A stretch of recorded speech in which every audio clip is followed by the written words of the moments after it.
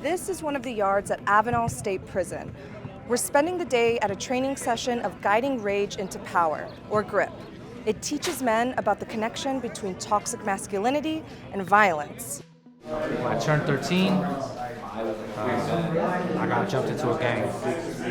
It was a decision I made that I had no understanding that it was a lifetime decision. I didn't understand what I was getting into. These are lifetime inmates. I support GRIP because you see people actually change. You see the man in them emerge. I'm gonna act tough and in charge. That was me. Now look at me, 32 years old, not worth the shit, because I'm doing 16 years to life in prison. All because what?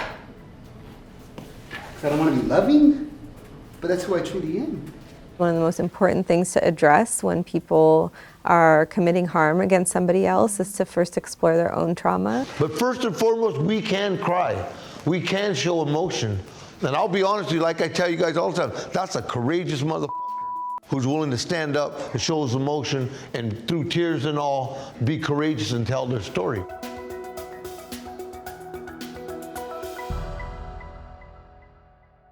How many of you have badmouthed a woman before? Raise your hand if you have. How many of you have put hands on a woman before? How many have disrespected a woman before? George Luna leads rehabilitation groups at prisons around California. He says he's been in and out of the state's correctional facilities since he was 11 years old. Old Folsom, New Folsom, Soledad, San Quentin now, Venezolano. Once they get a hold of you, you're in, you're not going to get out for a long time. And I just kept going back all the time. He's been out of prison for 10 years now. And in 2014, he started leading training sessions for the GRIP program, which teaches inmates about toxic masculinity. That term refers to the way traditional male roles in society can limit how men express emotion and ultimately encourage violence. Luna graduated from the GRIP program himself when he was an inmate at San Quentin State Prison. He says that's where he first learned about how trauma and violence shaped his ideas about manhood. Now he sometimes travels up to 6 hours to teach other inmates the same lessons. Okay, this is when I was a little boy. Okay. My first picture, when my mom thought I was going to be a good boy and not turn bad. How did this guy eventually turn into this dude? That's the story, and that's the thing that we got to talk about. What did toxic masculinity look like for you growing up? I seen my family members beat on their wives and women and stuff, and it me up. It's like that's what I thought men do. You internalized it. Exactly. The GRIP program first started in 2013. The classes are 8 hours long at Avenal, which is a minimum to medium security prison. The trainings push inmates to revisit previous trauma, and Luna says it's a key part of helping inmates prove to parole boards that they're ready to re-enter society. According to GRIP, about 1/3 of the 600 graduates have gotten out on parole. Growing up, we've been taught through commercials, TV, all the shit. We've learned one way to think. So in the box, what would be an example of how F, what's the F, here we go. What's the F stand for? Feel. So what is acceptable when you live in the box, how to feel? What would be that? Angry. Angry, there you go. Tough. Tough. Keep coming, come on. In charge. In charge, superior. And we're all guilty of this. I'm telling you, guys that are in there that come out, they still live in that box. They still think that you got to come out and be tough and strong and show I did it, I walked the line, all that crap. We go back to the original pain. And once you start understanding that, then you realize where all that came from. How has your family been affected by your changes? They trip out a little bit, you know, especially ones that haven't seen me in a long time. I used to have a reputation for being very angry and pissed off all the time. So if I see like some relatives that haven't seen me for a long time and they ask me what I'm doing now and I tell them that I teach anger management, they think I'm bullshitting. Like you'd be the last person to Exactly, because you know, I was terrible. I'd get pissed at any little thing. I was a very, very angry man. The lessons that you all are learning in here sound a lot like the things being taught in Feminism 101 classes. How have these lessons impacted you for me being abused, always raising up, and I always felt sensitive. I always knew I was soft. And when I come in here, I'm able to express it, I'm able to be myself. And I know that if I don't apply the things that I learned here, God willing, when I get out, I'm not gonna be able to do it. A 2012 state report revealed that about 64% of people who were released from custody in California were either convicted of a crime or violated their parole within 3 years. It's why Avenal's warden has prioritized rehabilitation programs in her prison. Why do you support GRIP? Because I've seen results. I support GRIP because you see people actually change. They become ambassadors and they provide peace to the facility. Why wouldn't I want GRIP? And is that something you haven't seen before in other rehabilitation programs? That's something very unique. I have seen quality people emerge from these programs, and I have seen lifetime inmates parole and come back and give back. My understanding is that it's not very common to have people who are out on parole come back and conduct these training programs. Why was that an important thing to have here? If you've done time, you have credibility. I'm saying to the inmates, you can make it. I've never done time. But when somebody else who's done time come back and say to them, look at me, I was there with you, but look at me now. Then you build up hope.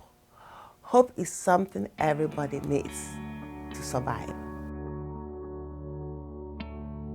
According to GRIP, 189 graduates have been granted parole, and to the best of their knowledge, only a single graduate has ended up back in prison. We met with a criminal justice expert and former public defender to find out how GRIP stacks up against other rehab programs. In California, recidivism rates are stubbornly high despite recent efforts around rehabilitation programs and a lot of money being put towards them. Why do you think that's the case? A lot of times there isn't an effort on the end when people get out of custody. And so when people serve 2 years, 3 years, even 5 years in prison, they get out and they return to the same conditions, maybe lack of housing, lack of employment. Now they have a criminal record. I mean, what are we expecting people to do with limited resources? We're setting people up for failure. Why do you think a program like GRIP works? It really asks people to explore the roots of their trauma. I think it's successful because of the way that it cultivates leadership. You had mentioned that the idea of even rehabilitation is problematic. Something about that term rehabilitation for an individual, to me, suggests that an individual is broken and needs to be rehabilitated, right? I think that's can be really condescending, and that it's a systemic problem that leads to most situations in which people are over-policed, surveilled, criminalized, and end up in the criminal justice system. Since it began, the GRIP program has grown to 5 prisons around the state, and each one has a wait list. Inmates at Avenal say the trainings help them more than others because it teaches them to accept who they are. So why is the difference between self-improvement and self-acceptance so important in this work? Self-improvement says that you don't have what it takes yet, but we're going to try to get you there. Whereas self-acceptance says that I know you're hurt, and I know you're hurting,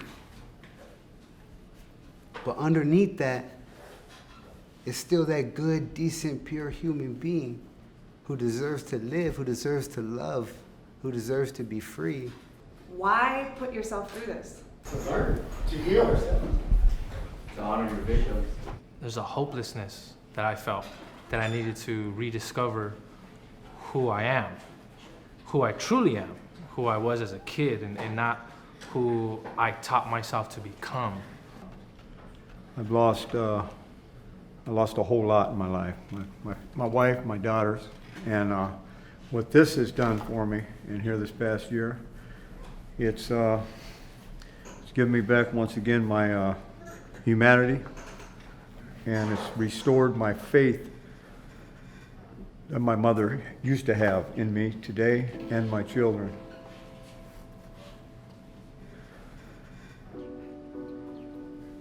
One of the critical steps before inmates graduate from GRIP is taking accountability for their crimes. Each of them must write a letter to their victims and take an oath to bring peace to their communities when they're released. This killing was so much more than a fistfight gone bad. I irreparably impacted your lives and the lives of all the innocent people who had the misfortune to be present or to even know you, Sean. I had no right. Realizing how deeply I have affected your family and the families of many others, I am brokenhearted with grief, and I'm so very sorry for killing you. I know none of what I say may matter, and I deserve that, and so much more. As long as I'm alive, I will save as many people I can and tell them about Sean. Mr. Garcia, I'm here today to tell you I am responsible for your murder. I am forever haunted for what I did. I am ashamed of my actions. Paul, you do not deserve to die. You do not deserve any harm to be done to you.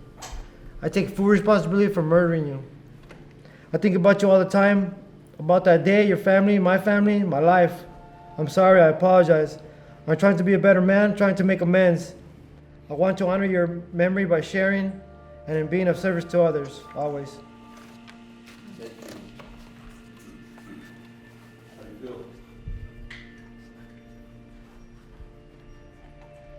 Still real bad. I have learned, hurt people, heal people. I can come to terms, I am not my crime. I believe you are showing me so much value in me. Thank you for your time, may you rest in peace. Good job, man. Thank you. Good job. You guys feel that? Look up, bro. Look everybody here with you. That was good. Strong, powerful. Thank you for sharing that. That's the right there. You are no longer the guy that first walked in here for that first day. Nobody. None of you guys are. You have all developed and changed into these remarkable men who you always were. You just found your way home, man.